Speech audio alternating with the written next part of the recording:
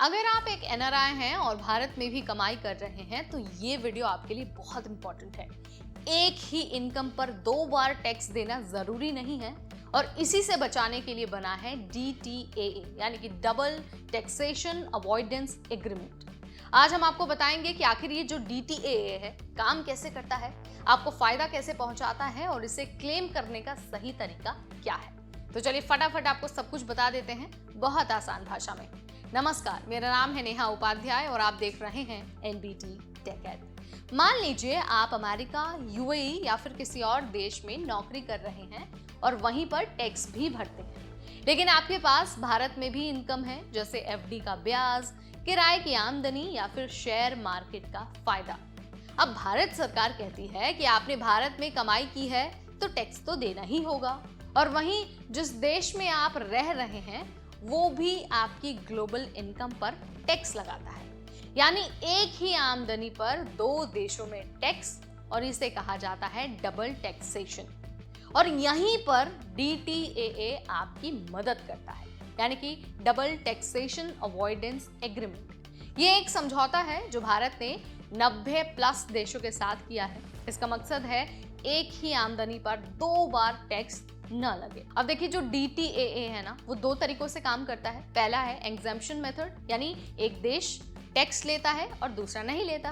दूसरा मेथड है tax credit method, यानी कि दोनों देश टैक्स लेते हैं लेकिन एक देश में दिया गया टैक्स दूसरे देश में एडजस्ट हो जाता है। फॉर एग्जाम्पल, आपने भारत में 1 लाख रुपए कमाए और 30,000 रुपए टैक्स में कट गया। अब जब आप अपने देश में रिटर्न फाइल करेंगे तो आप उस 30,000 रुपए का क्रेडिट ले सकते हैं, जिससे आपको दोबारा टैक्स नहीं देना पड़ेगा। अब देखिए, DTAA का फायदा लेने के लिए ना आपको 4 डॉक्यूमेंट्स की जरूरत पड़ेगी। सबसे पहला डॉक्यूमेंट है TRC, यानी कि टैक्स रेजिडेंसी सर्टिफिकेट। ये जो सर्टिफिकेट है ना, ये प्रूव करता है कि आप वहां पर टैक्स पेयर हैं, यानी कि जिस देश में आप रहते हैं वहां पर टैक्स पेयर है। इसके अलावा जो फॉर्म 10F है, यानी कि ये एक तरह का सिंपल फॉर्म है जिसे ऑनलाइन या फिर मैनुअल भरा जा सकता है। और तीसरा जो डॉक्यूमेंट है वो है सेल्फ डिक्लेरेशन।